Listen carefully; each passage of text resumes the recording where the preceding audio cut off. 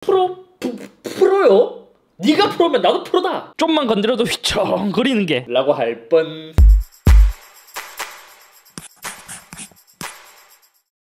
안녕하세요, 이쌤입니다. 많이들 기다리셨습니다. 한동안 제가 맥북 에어 M1은 사용하지도 않고 아이패드도 쓰지 않고 프로 360만 계속 사용해 봤습니다. 조금 더 자세한 사용기가 될 수 있을까 싶어서 일부러 얘를 하루에 5시간 이상 사용해 봤고, 그렇기 때문에 오늘은 제가 경험한 갤럭시북 프로 360 사용기를 알려드리려고 합니다. 외관부터 프로 360은 이전에 경량한 노트북에서 많이 쓰이는 마그네슘 합금 소재와 비교했을 때 확실히 깔끔한 디자인과 단단함은 그동안 봐오던 삼성 노트북들과 비교시 훨씬 이제 차원이 다를 정도로 높은 만족감을 줬어요. 그리고 제가 은근히 처음에 얘를 골랐을 때 색상 선택을 잘못했다고 생각을 했었지만 사용할수록 은근히 색 선택을 잘했다고 느꼈습니다. 왜냐면 첫인상은 네이비가 가장 베스트 컬러였고 사전 예약을 하고 중간에 네이비로 바꾸려고 생각도 했었지만 어두운 톤에 가깝다 보니까 지문이 잘 보이는 것에 비해 이러한 브론즈 의외로 고급지면서 컬러가 되게 예뻤습니다. 지금은 전혀 후회가 되지 않는 컬러이고 맥북에 있는 골드와 비교했을 때는 약간 조금 어두운 듯한 로즈 골드에 가까운 색상입니다. 단자의 구성은 왼쪽에 USB-C 타입 포트 2개, 오른쪽에는 마이크로 SD와 USB 타입C 이어폰 단자가 있습니다. 어쩌면 단자 구성은 USB-A 타입이었기 때문에 아쉽게 다가올 수도 있지만 이제 대세는 무선으로 가고 있고 또 USB 타입C가 많이 보급화가 되었기 때문에 저는 오히려 A 타입이었고 C 타입이 많은 것은 더 장점이었습니다. 가만히 생각해보면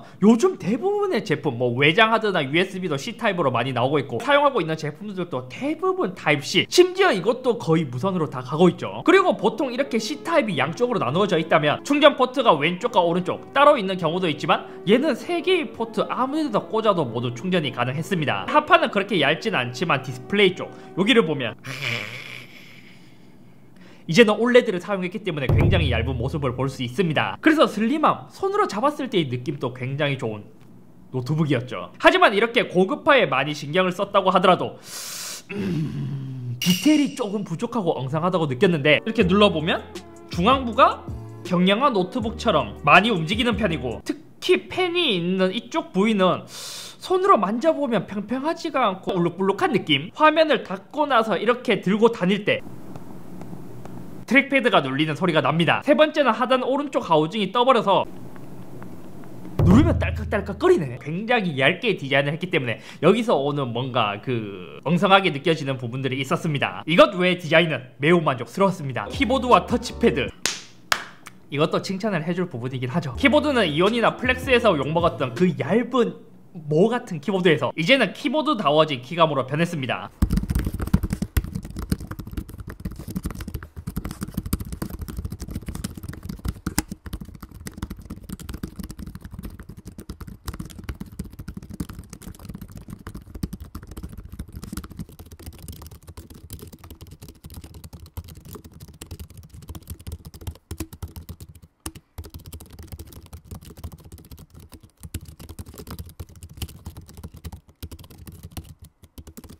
키보드가 더 나아진 것에 못해 타이핑을 해보면 좀 쫀득한 느낌이 많이 들더라고요. 그래서 누르는 깊이는 다른 노트북에 비해서 살짝 얇다고 느껴지긴 하지만 이 쫀득함으로 많이 커버한 느낌이랄까. 물론 이제서야 갤럭시북의 키보드가 쓸만한 정도이지 매우 좋다까지는 아닙니다. 특히 오른쪽 시프트가 기존의 갤럭시북들은 반을 쪼개서 지문 인식으로 만들었기 때문에 이 시프트를 누를 때의 그 불편함이 매우 심했지만 이제는 풀 사이즈 시프트로 들어갔고 지문 인식은 전원 버튼과 통합이 되었습니다. 사용했을 때 얘의 인식률은 꽤 괜찮은 편이었지만 날이 더워지면 더워질수록 손가락에 땀이 났을 때 그때는 좀 인식률이 떨어지더라고요. 그것 외에는 꽤 만족스러운 부분이었고 사실 이제 키보드가 약간은 심심한 감이 없지 않아 있어서 저라면 이온2에 들어간 것처럼 지문 인식 버튼만 파란색이나 다른 포인트를 주면 더 좋지 않았을까 하는 생각이 들더라고요. 트랙패드가 커진 것도 저는 매우 마음에 들었습니다. 가끔 맥북을 보면 이게 너무 넓어서 싫어하시는 분들도 있지만 저는 트랙패드가 큰 것을 더 선호하는 편입니다. 왜냐면 저는 특이하게 노트북을 쓸 때 마우스는 정밀한 작업할 때 많이 쓰고 그냥 갖고 다니면서 사용할 때는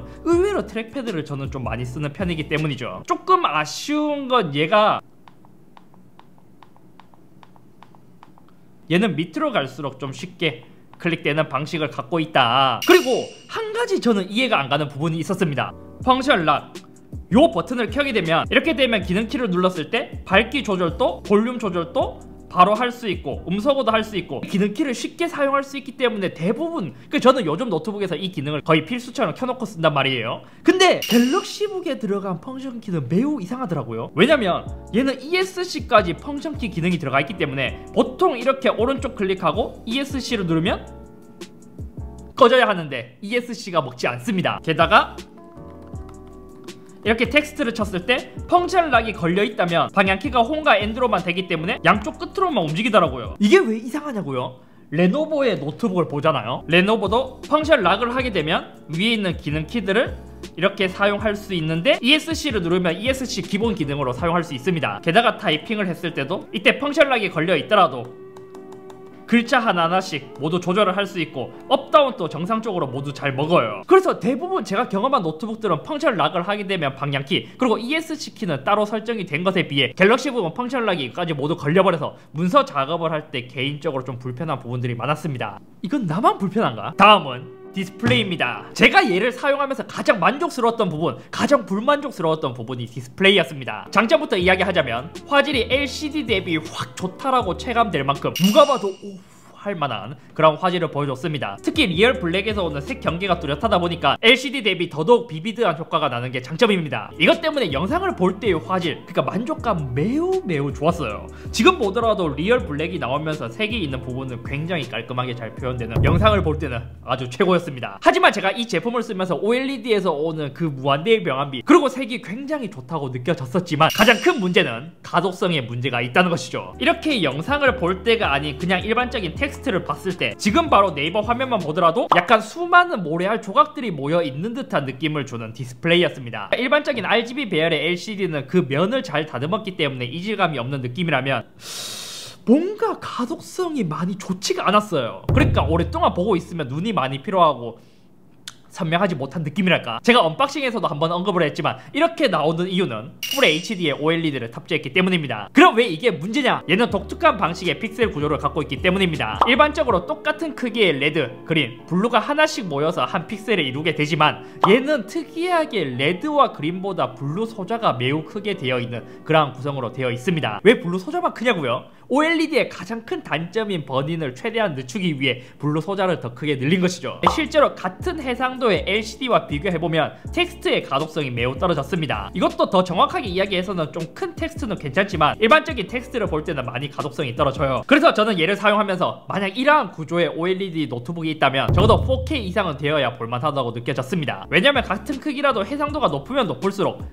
픽셀 밀도가 올라가서 더 선명하게 보이기 때문이죠. 게다가 또 얘의 힌지가 좀 약한 것 같아서 뭐 고정은 잘 되어 있지만 이제 타이핑을 할 때 좀 단단한 책상이 아니라면 얘가 좀 많이 흔들리는 모습을 보여주더라고요. 다음은 S펜입니다. 개인적으로 얘에서 S펜의 경험은 저는 좋았습니다. 역시 일할 때는 윈도우에 펜이 되는 게 최고랄까? S펜에 대한 경험은 플렉스2와 거의 유사했습니다. 갤럭시에서 사용 가능한 삼성 노트 이런 것도 모두 사용할 수 있고 물론 여기서 더 좋은 거는 탭 S7이 더 좋기는 해요. 그것은 이제 120Hz가 들어갔기 때문에 훨씬 더 부드러운 펜 경험을 주지만 얘는 60Hz라서 그거보다는 조금 더 낮은데 살짝 딜레이가 느껴지긴 하지만 기존 LCD에서 OLED로 넘어오면서 오는 이제 반응성 때문에 S펜에서 오는 단점은 크게 느껴지지 않았습니다. 만약 여기서 120Hz까지 들어갔다?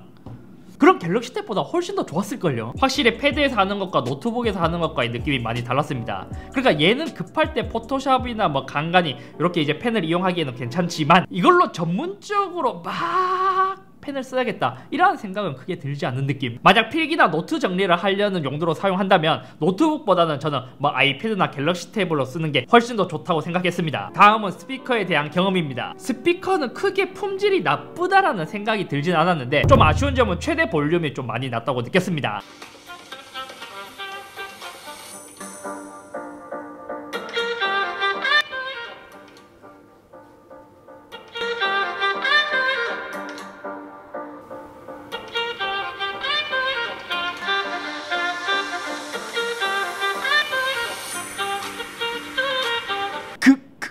그만 알아보자. 그래서 뭐 그냥 일반적인 노트북, 그냥 평범한 정도의 스피커이고 사실 뭐 얘의 이름에 있던 것처럼 프로만큼의 스피커의 품질은 들려주지 않더라고요. 게다가 스피커가 하단에 있을 때의 단점이라면 책상 위에 두고 쓰기에는 괜찮지만 만약에 이불 위에나 이제 무릎 위에 두고 사용을 한다면 소리가 막히기 때문에 굉장히 먹먹하다는 점. 그리고 이렇게 테이블 위에서 두고 쓰더라도 볼륨이 높아지면 높아질수록 하판이 많이 울리는 게 조금 불쾌하게 다가왔습니다. 생각해보면 얘는 360도로 제품을 뒤집어서 많이 쓰기 때문에 이렇게 뒤집었을 때는 오히려 스피커가 뒤에 있는 게 훨씬 더 좋다라는 게 또 체감이 되더라고요. 근데 좀 아쉽긴 하죠. 이름이 프로인데 스피커의 품질은 프로가 아닌 그냥 일반 노트북 정도의 느낌이니까요. 그리고 성능에 대해서도 벤치마크를 한번 돌려봤습니다. 시네벤치 R20으로 10회 테스트를 했고 고성능은 1550대, 최적화는 1200 후반대, 저소음은 900대, 무소음은 700 중후반대의 점수가 나왔습니다. 그리고 여기서 펜 성능이 더 개선이 돼서인지 이전에 리뷰한 플렉스2 i7-1165 G7보다 성능은 더 잘 나와주는 편이었습니다. 물론 이거는 벤치의 결과이긴 하지만요. 그래서 제가 이제 이전에도 언급했지만 굳이 이 정도의 저전력 프로세서에서 i7으로 갈 필요가 없는 이유, 성능 차이야 조금은 나는데 온도 잡기가 매우 어렵기 때문에 실제로 그만한 가격 대비 성능을 보여주지 않기 때문이죠. 예를 들어 이전에 리뷰했던 ROG Flow X13의 경우 라이젠 9 5900HS, 그러니까 저전력이 아닌 고성능 프로세서의 점수를 보면 얘에 들어간 저전력 프로세서와 비교했을 때는 대략 3배 정도의 차이가 났습니다. 그러니까 이 프로세서에서 막 몇백 점 정도의 차이 나는 걸로 뭐 i5, i7으로 구분할 때